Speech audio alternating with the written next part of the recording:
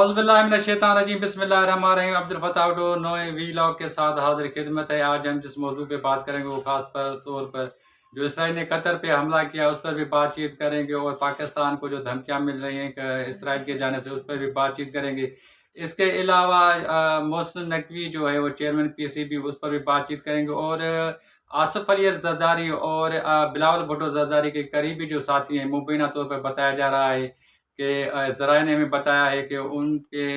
ساتھی جو ہیں ان کو گرفتار کرنے کے بارے میں بات چیت چل رہی ہے، ہم نے ذرائع نے بتایا ہے۔ تو سب سے پہلے میں بتاتا چلوں کہ قطر پر جو ہے اسرائیل نے حملہ کیا ہے، اور اس کے بعد جو ہے پاکستان کو بھی اسرائیل کے جانب سے دھمکیاں مل رہی ہیں کہ وہ جو اسرائیل جو ہے وہ پاکستان پہ حملہ کرے گا۔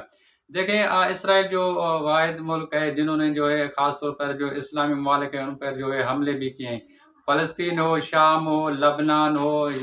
اس کے علاوہ ایران ہو اور دیگر جو ممالک ہیں ان پر اسرائیل نے حملہ کیا، ان کے خلاف جارحیت کی اور ان کے جو بے گناہوں کو شہید کیا۔ فلسطین پر جو پچھلے 2-2.5 سال سے مظالم ڈھا رہا ہے وہ بھی سب کے سامنے ہے۔ اس کے باوجود پاکستان کو جو یہ دھمکیاں دے رہے ہیں، تو پاکستان کی جو افواج ہے وہ مکمل طور پہ ہر قسم کی جو چیلنجز کو نمٹنے کے لیے، ہر چیلنجز کا سامنا کرنے کے لیے تیار ہے۔ اب پاکستان کے پاس کیا صورتحال ہے، اور اسرائیل اگر جارحیت کرتا ہے اور پاکستان پہ حملے کرتا ہے تو اس کے پاس کیا تجاویز ہے یا کیا وہ کرے گا؟ ظاہر سی بات ہے وہ جوابی حملہ کرے گا۔ پاکستان اس وقت مکمل طور پر تیار کھڑا ہے، اور پاکستان جو افواج ہے وہ یہ دیکھ رہی ہے کہ جب ایران پر انہوں نے اسرائیل نے حملہ کیا تھا تو ان میں ان کے بعد جو ہے صورتحال تھی وہ کیسے بنی،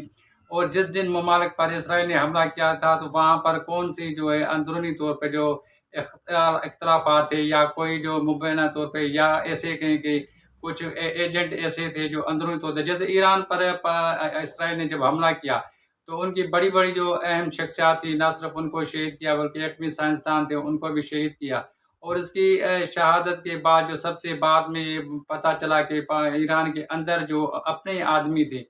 وہ مخبر بنے ہوئے تھے، وہ جو ایجنٹ تھے موساد کے، انہوں نے زیادہ تر نقصان پہنچایا۔ یہ سوچ بھی پاکستانی افواج کے ذہن میں ہے، اور پاکستان میں ہے کہ اگر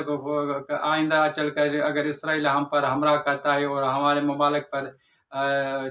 چڑھائی کرتا ہے تو ہمیں کیا کرنا چاہیے اور کیا صورتحال اپنانی چاہیے۔ اور پاکستانی فوج جو ہے مکمل طور پر جو ہے ایک بہادر فوج ہے، ہمیں جو ہے مکمل اپنی فوج پر کی صلاحیتوں پر جو ہے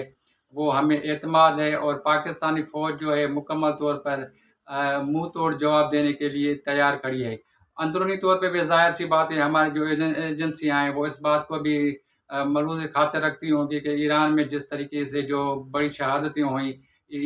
اسرائیل کی جنگ کے بعد، تو ہمیں بھی تیار رہنا چاہیے کہیں کوئی ہمارے اندر سے کوئی ایسا دشمن تو نہیں جو ہمارے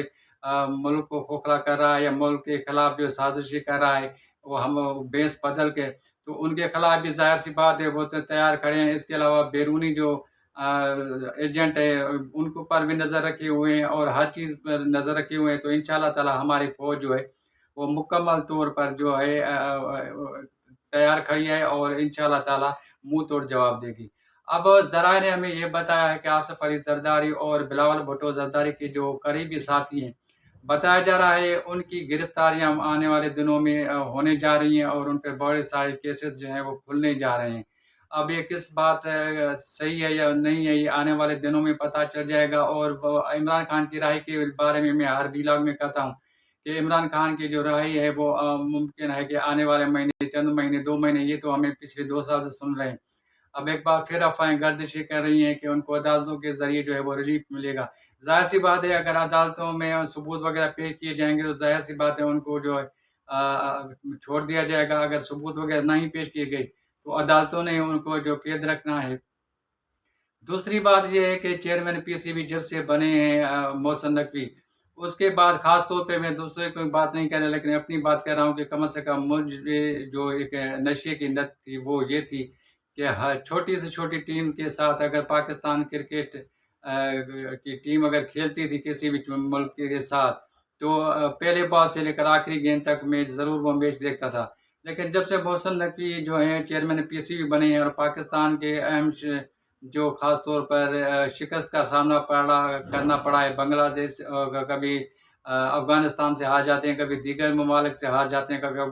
बांग्लादेश से हार जाते हैं, कभी भारत से हार जाते हैं। तो उसके बाद कम से कम मेरे मैं समझता हूँ कि लाखों ऐसे जो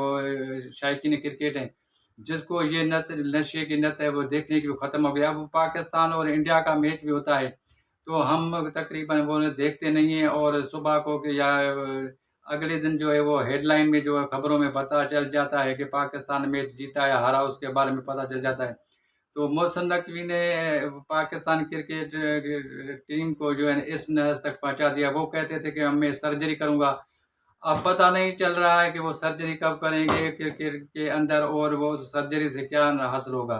तो अगले व्लॉग तक मैं आपसे इजाज़त लेने से कहता चलूँ कि आप मेरे यूट्यूब चैनल को ना सिर्फ लाइक करें, सब्सक्राइब करें, अपनी कीमती राय से आगाह करें, और मेरा जो फेसबुक पेज है उस पर भी अपनी कीमती राय से ज़रूर आगाह कीजिए। आइंदा व्लॉग तक अब्दुल फताह ढोक दीजिए इजाज़त। अल्लाह निगहबान। मज़ीद न्यूज़ एंड अपडेट्स के लिए इस चैनल को सब्सक्राइब करें।